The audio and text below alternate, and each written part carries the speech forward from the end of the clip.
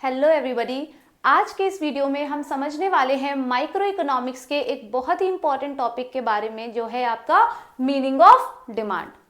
तो जब भी हम माइक्रो इकोनॉमिक्स स्टार्ट करते हैं, हमें सबसे पहला जो चैप्टर मिलता है वो मिलता है theory of demand and law of demand. तो इस टॉपिक में आज हम समझेंगे कि भाई मीनिंग ऑफ डिमांड है क्या, किस चीज को हम डिमांड कहेंगे। तो आइए स्टार्ट करते हैं डेफिनेशन से। लेकिन डेफिनेशन में हम जब डेफिनेशन रीड करेंगे तो कुछ आपको यहाँ पे की टर्म्स मिलेंगे जिन पे अगर आप फोकस करेंगे और आपको वो एक्सप्लेनेशन प्रॉपरली समझना पड़ेगा, तभी आप फाइनली डिमांड के मीनिंग को इजिली समझ पाएंगे। तो आइए शुरू करते हैं अपने वीडियो को। कह रहा है डिमांड, किसी भी कॉमोडिटी की डिमांड है क्या। तो कह रहा है demand for a commodity refers to the quantities of a commodity which consumers are willing and able to purchase at various possible prices during a particular period of time। क्या कह रहा है भाई ये? तो कह रहा है किसी भी कॉमोडिटी की डिमांड उस कॉमोडिटी की वो क्वांटिटी है जिसको कंज्यूमर क्या करना चाह रहा है, खरीदना चाहता है, साथ ही साथ खरीदने की एबिलिटी भी रखता है। किस पे? एट डिफरेंट पॉसिबल प्राइस पे और एक पर्टिकुलर पीरियड ऑफ टाइम पे। तो यहाँ पे जो चार की टर्म्स निकल करके आ रहे हैं, सबसे पहला की टर्म क्या है यहाँ पे? क्वांटिटी ऑफ अ कॉमोडिटी, जिसके बारे में आपको समझना है। दूसरा की टर्म क्या है? Willingness and able to purchase, यानी willingness and ability to purchase, ये आपका दूसरा की टर्म है जिसको आपको फोकस करना है। उसके बाद डिफरेंट पॉसिबल प्राइजेस और चौथा है, लास्ट है आपका टाइम पीरियड। अगर आप इन चारों एलिमेंट्स को समझ गए तो मीनिंग ऑफ डिमांड आपके लिए बहुत इजी होने वाला है। तो आइए शुरू करते हैं सबसे पहले की टर्म से। तो कह रहा है कि डिमांड किसी सामान यानी किसी कॉमोडिटी की एक पर्टिकुलर क्वांटिटी होती है। यानी डिमांड जब भी हम एक्सप्रेस करेंगे तो कॉमोडिटी की क्वांटिटी के लिए एक्सप्रेस करेंगे। मेरा कहने का मतलब है यहाँ पे कि जब भी हम बाजार में कोई भी चीज परचेज करने जाते हैं, सपोज करिए अगर मैं बाजार गई और मैंने एप्पल परचेज करने के लिए सोचा, मैंने एप्पल की डिमांड रखी, तो मैं शॉपकीपर से ये थोड़ी कहूंगी कि भैया मुझे एप्पल दे दो। मैं वहां पे उसको एप्पल यानी कॉमोडिटी की क्वांटिटी भी स्पेसिफाई करूंगी कि मुझे 1 केजी एप्पल दे दो या 2 केजी एप्पल दे दो या 3 केजी एप्पल दे दो। तो जाने के जब भी हम प्रोडक्ट की डिमांड एक्सप्रेस करते हैं तो डिमांड हमेशा कॉमोडिटी की क्वांटिटी की जाती है। ये पहला पॉइंट। दूसरा पॉइंट है, कह रहा है कि डिमांड की डेफिनेशन को फॉर्म करने के लिए सिर्फ डिजायर वर्ड का होना ही काफी नहीं है।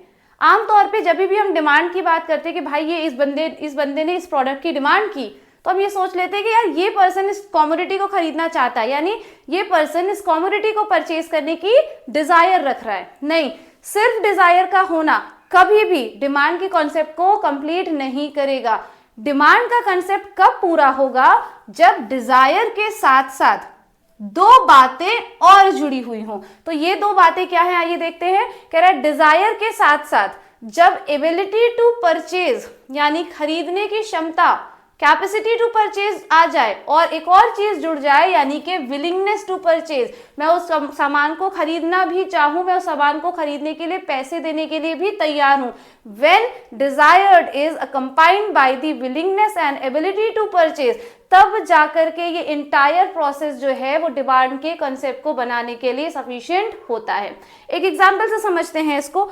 सपोज करिए मैं यहाँ पे बैठे बैठे कह रही हूँ कि यार मेरे पास एक कार हो, मेरे पास एक कार होनी चाहिए। तो यहाँ पे मैं सिर्फ कार के लिए क्या एक्सप्रेस कर रही हूँ? डिजायर एक्सप्रेस कर रही हूँ। मेरा मन है कि मेरे पास एक गाड़ी होनी चाहिए, पर क्या इतना कह देने से मेरे पास गाड़ी आ जाएगी, कार आ जाएगी? नहीं। उसको खरीदने के लिए मेरे पास क्या होना चाहिए भाई? जो सबसे इंपॉर्टेंट है आज की डेट में, मनी। कह रहा है कि उसको परचेज करने के लिए मेरे पास एक एप्रोप्रिएट अमाउंट ऑफ मनी भी होना चाहिए, जितने में वो गाड़ी, वो कार मेरे पास आ जाए। यानी मेरे पास क्या होना चाहिए? एबिलिटी टू परचेज, यानी खरीदने की क्षमता होनी चाहिए। क्षमता मतलब पैसा होना चाहिए। उसके बाद क्या? डिजायर है और एबिलिटी भी है, पर विलिंगनेस का क्या मतलब? यहाँ पे विलिंगनेस का मतलब है डिजायर कर रही हूँ कि भाई मेरे पास एक गाड़ी होनी चाहिए, एबिलिटी टू परचेज, मेरे पास पैसा भी है, लेकिन अगर मैं उस पैसे को वहां पे खर्च करने के लिए तैयार ना हूं, मैं सोच तो रही हूँ कि गाड़ी हो मेरे पास, लेकिन फिर मैं सोच रही हूँ दूसरी तरफ क्या मेरे पास पैसा है, अगर मैंने कार खरीद ली तो वो पैसा का खर्च हो जाएगा, मैं वहां पे उस पैसे को अगर खर्च करने के लिए तैयार नहीं हूं, तो क्या मैं उस व्हीकल की डिमांड वहां पे कर रही हूं?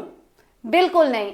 भाई खरीदने के लिए भी आप वहां पे रेडी हो उस प्रोडक्ट को, तो डिजायर यानी मैं खरीदना चाहती हूँ कार, मेरे पास पैसा भी है कार खरीदने के लिए और मैं उस पैसे को उस कार खरीदने के लिए खर्च करने के लिए भी क्या हूं, तैयार हूं। यानी when desire is accompanied by the ability to purchase and willingness to purchase, then the whole concept will able to form the concept of demand. Now आगे बढ़ते हैं, कह रहा है कि प्राइस का क्या सिग्निफिकेंस है। तो जब भी कंज्यूमर मार्केट में किसी भी प्रोडक्ट की डिमांड करता है तो वो हमेशा प्राइस के अकॉर्डिंग ही डिमांड करता है। भाई जितना उसका दाम है उसी के अकॉर्डिंग हम डिमांड करेंगे। अगर प्राइस हमें समझ में आ रहा है तो हम हो सकता है डिमांड ज्यादा करें, और अगर प्राइस हमारे पल्ले नहीं पड़ रहा, मतलब मुझे वो चीज अगर महंगी लग रही है, तो हो सकता है मैं उस कमोडिटी की डिमांड या तो ना करूं और या तो कम करूं। तो नेक्स्ट हम बात करते हैं, इसके बाद जो चौथा पॉइंट हम डिस्कस करेंगे वो है टाइम पीरियड।